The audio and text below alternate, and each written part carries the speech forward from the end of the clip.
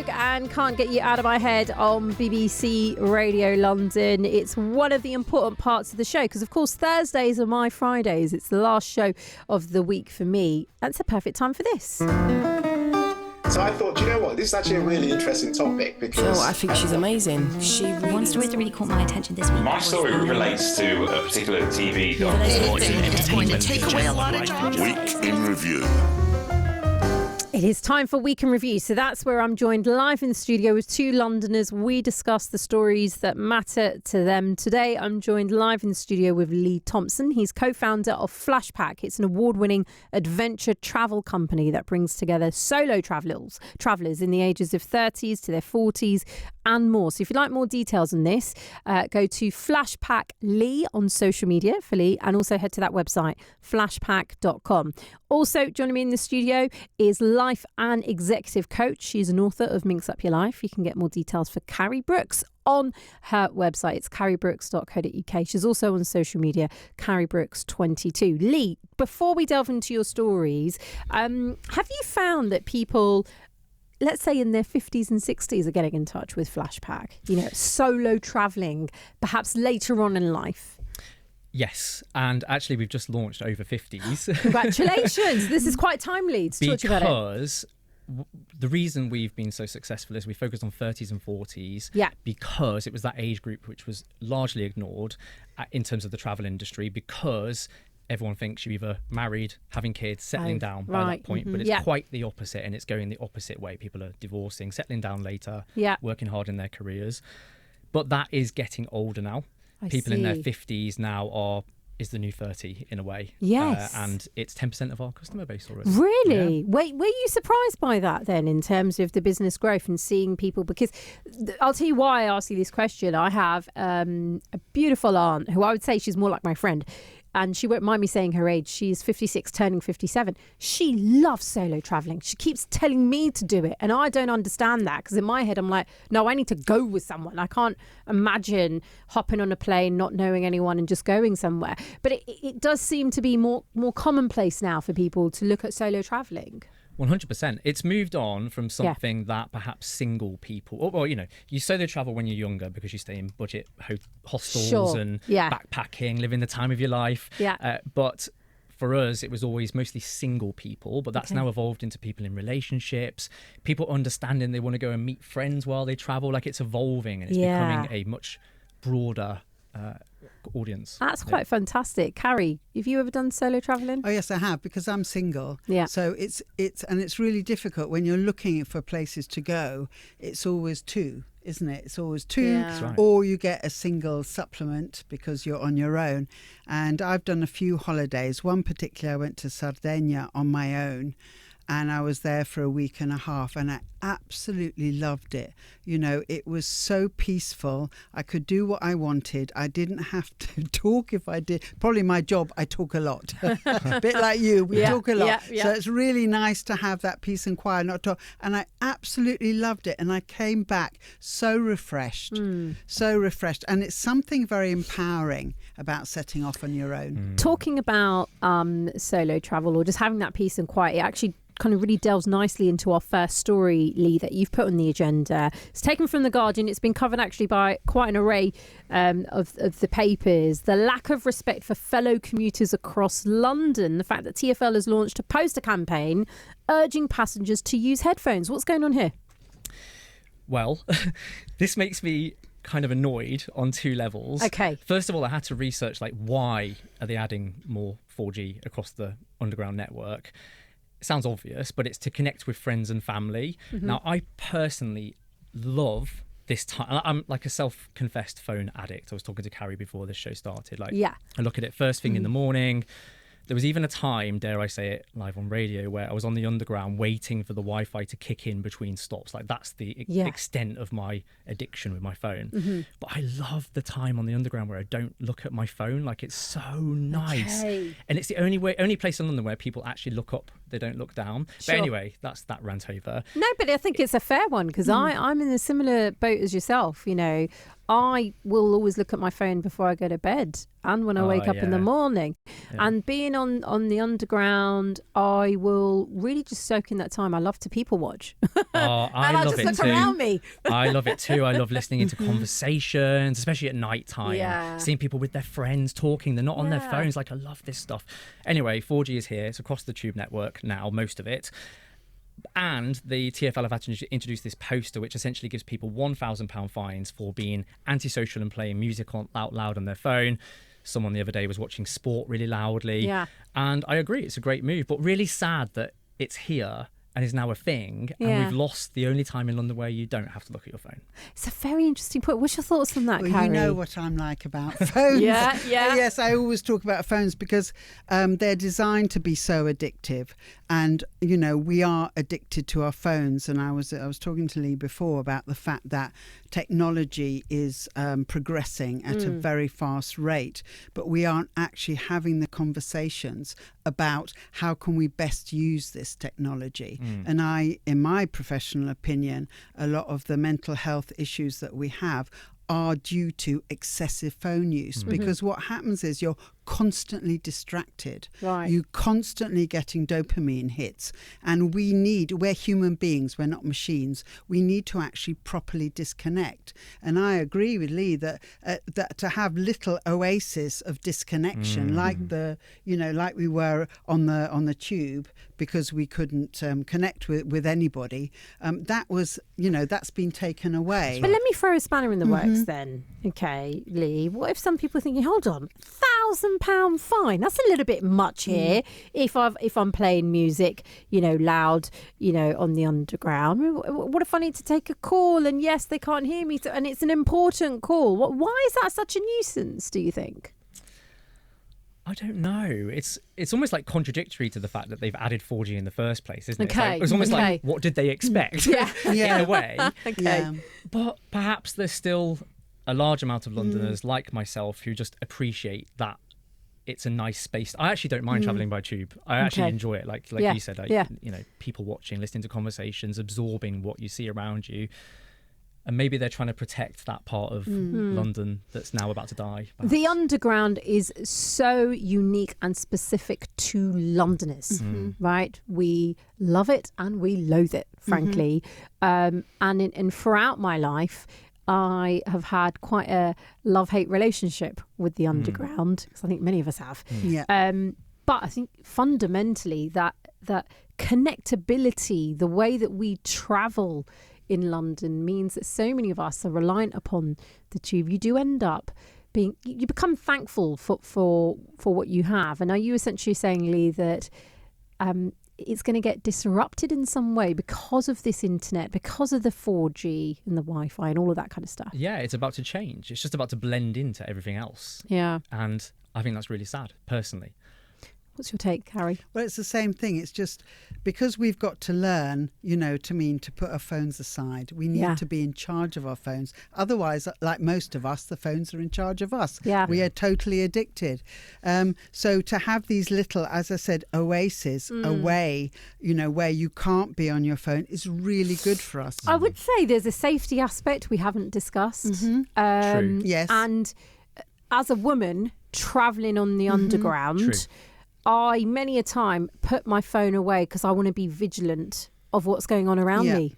I don't know how else to say that, other than I remember a couple of years ago when a dear friend of mine was just messaging me the minute she'd got off the tube. I think she'd got off at Tottenham Court Road, and she felt that there were two young lads who'd been following her, and it was really horrible. Yeah.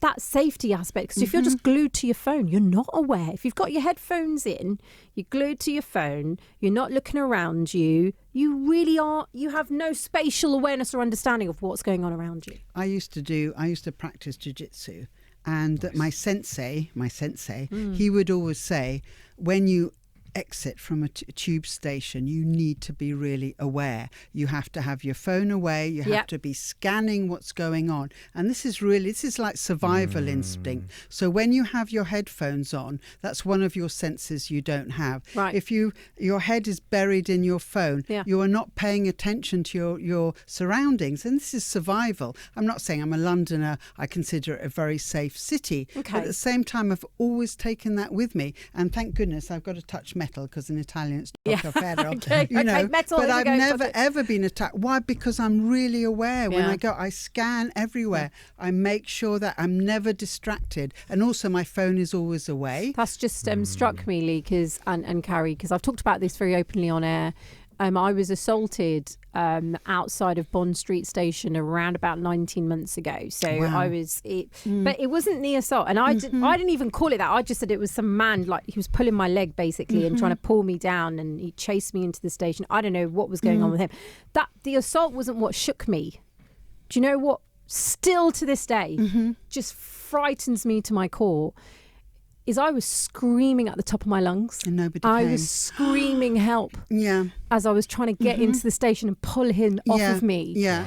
And nobody stopped. Yeah. That's sad. And part of that genuinely was because people had their heads in their phones and they Yes, had they their were headphones They just on, didn't and they notice. didn't They even see you. notice. Didn't even hear Exactly. you. Didn't even hear No. me. Yeah. And Yeah. that kind of like, even now, gosh, I have like such a sinking feeling. Yeah. It's like, okay, something bad's happening, but you'd expect as a bare minimum that people would stop to just Yeah. say, are you okay? It's like being alone amongst a whole lot of people. Totally. I You felt know, totally yeah. alone. Yeah. It's crazy.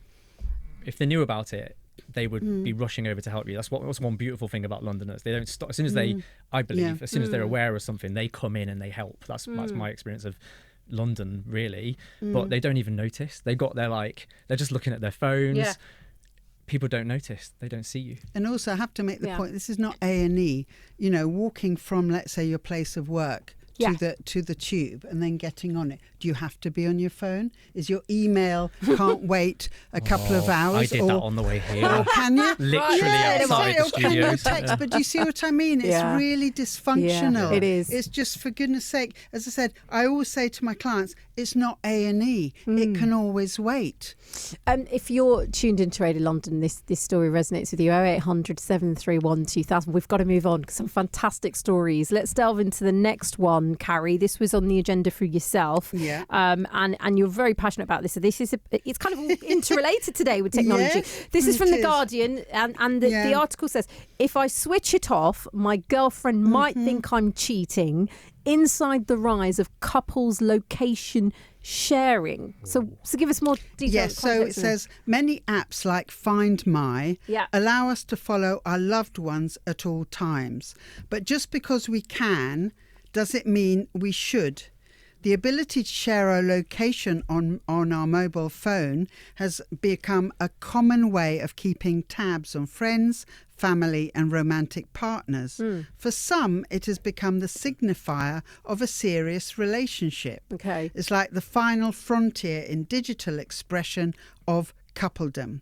Now, as a coach, I can't help it because I see that is the fact that relationships are based on trust. Yeah. It's essential. If you don't have the trust, you don't have that relationship. So if you are checking where your partner is on Find My, is that a betrayal of the trust? Is it because you don't trust them essentially, or you want to have control about where they are? For me, once my son got to 18, I took it off because he's an adult and it's not my right to go and follow him to see where he is.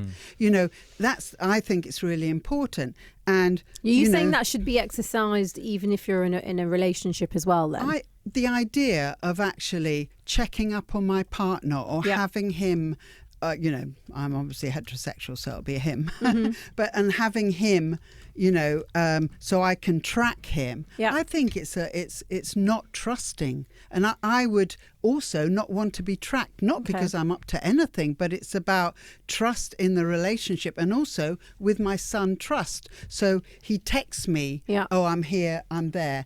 I trust him to do that. I don't want to have to check up on the phone. What's your take, Lee, on this? Oh, wow.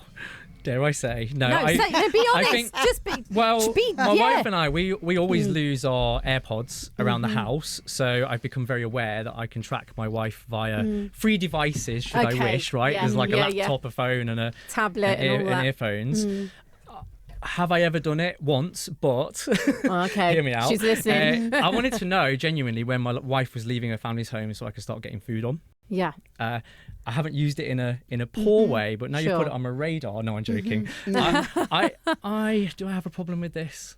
Like if you were to, if the shoe was in the other foot, if you found out that your wife was maybe checking up on your location, I don't know, daily, let's say, not hourly, but daily, would that be of concern to you, or would it perhaps not bother you, Lee? No, there's a good trust between us. Right. I don't do anything interesting. I don't go anywhere that she doesn't know about. Yeah. So therefore, I don't really have a problem with her doing it. I guess I'd be a bit spooked out, like, Yeah. why are you doing that? Yeah.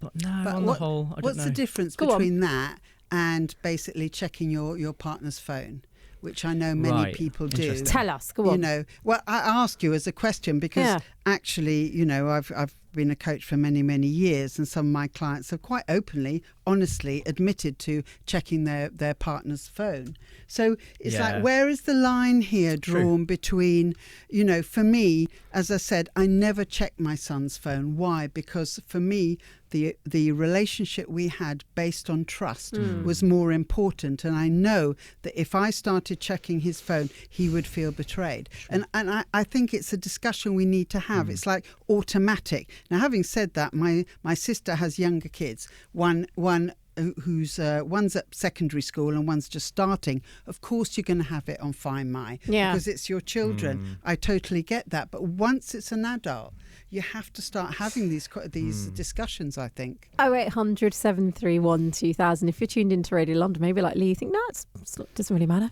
It's absolutely fine. Or if it is a concern for you, you know, kind of, do you map out where your partner is at all times? Do you need to know? Or would there be alarm bells if your partner turned off their location and you got that notification?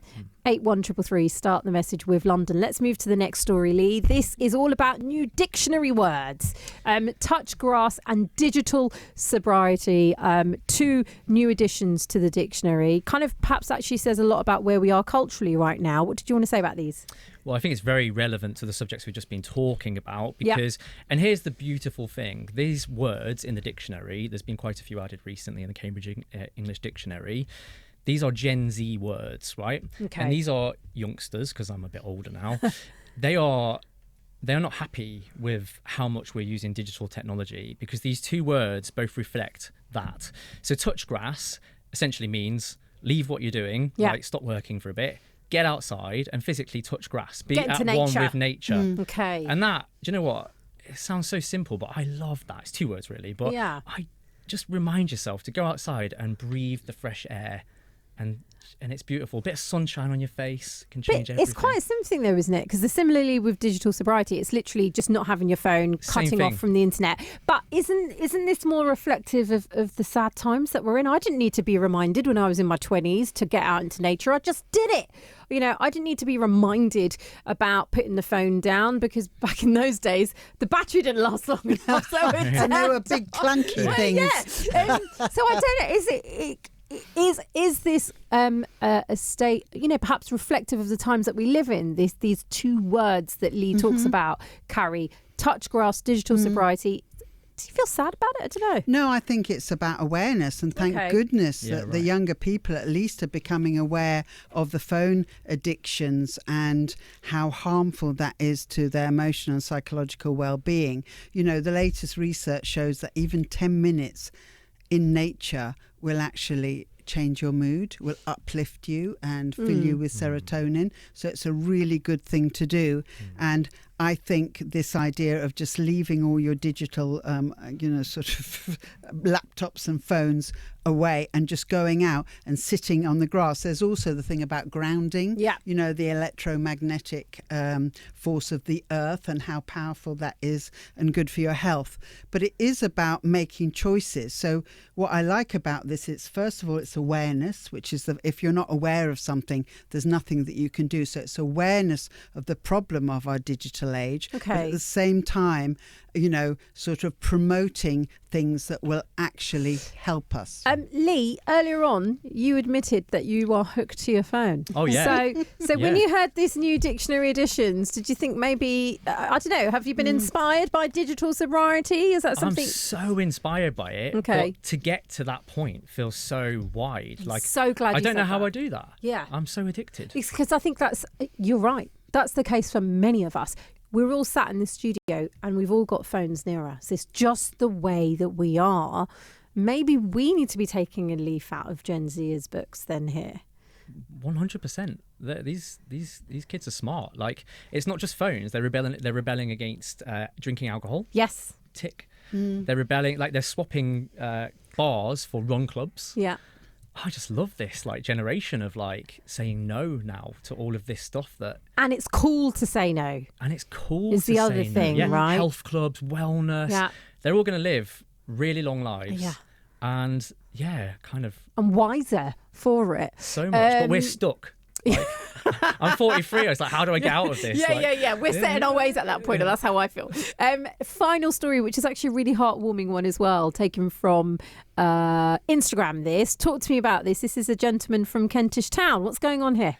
Well, here is contradicting what I've been talking about because it is asking people to have a look on Instagram. Yeah. But in particular, there's this guy called Will Shears, and he runs an Instagram account called The Mug of Life. Yeah. The reason I love this is because he goes up to ordinary people in parks across London, Kentish Town, Clapham. You might find him.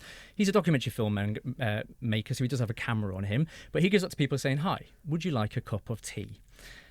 So quintessentially English. Yes. Yeah. I love this guy. And now I love it for that bit because Yeah. it's awkward. That's an awkward question to ask someone. Right. And people look at him a bit funny, but then they go, okay. Let's do And it. they sit with him on a bench, sometimes for hours, and they open up their hearts. Over a cup of tea. Oh, 'Cause my word. When you It's both beautiful. walked in, what was the first thing I said to you both? Would you like a cup of Would tea you or like a a cup of coffee? tea? Yeah. We'll ignore the coffee bit. But I did say, would you like Yeah. a cup of tea? It's so in bed within us, I think, as Brits. It's so English for us to say, let's have a cup of tea. That's right. But it does lead to the conversation, doesn't it? It does. And the conversations he has are beautiful. People get emotional. They really open up. They talk about health issues, coming out as gay to their family. They go into all kinds of very sensitive, vulnerable subjects. But the reason I love this is because, and it goes back to the tube story, right? But I often look around me and go, well, I wonder if that person looks interesting over there. I'd love to know a bit more about them and talk to them. Yeah. But Will, he just goes and does that.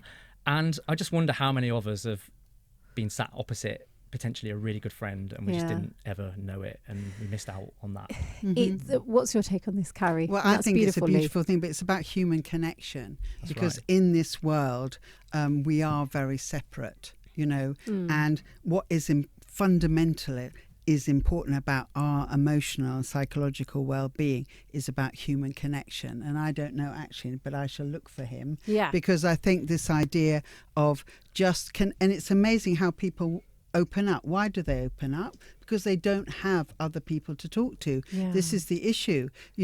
As a coach, what I do is I hold a space for people to talk in, it's a very, very safe space. It's, where they can actually open up and talk in a way that they don't talk to anyone else in their life. And this is so important because it's quite interesting is while thoughts are whizzing around our minds, we don't have a lot of clarity. But as soon as we vocalize our thoughts, suddenly we start to understand better how we feel, but also we start to understand how we can work around this. How can we solve this situation once it's vocalized? So it's really important, and we don't talk enough and we don't connect enough. And actually, if anyone's tuned in, you'd like more details, it's a Mug of Life on Instagram, and it's one of the good social media pages. As I know, sometimes we can talk a lot about the negative impact, and it's really focused around Londoners' stories. Lee and Carrie, time is against us. Thank you so so much for coming in this It's our afternoon. pleasure. Thank you so much. Thank I you. look forward to seeing you both again for Week in Review. Big thank you to both of my guests for Week in Review. If you'd like to discuss any of the stories that they've put on the agenda, 0800 731 2000. If you'd like more details for Lee Thompson, you can find him on Flashpack Lee on social media and flashpack.com. And for Carrie, it's carriebrooks.co.uk, and that's with an IE. Big thanks to both the guests. Right now, though, it is 4 o'clock. Let's get the headlines now with Will Schindler. On the BBC Sounds app, on your smart speaker, Play BBC Radio London.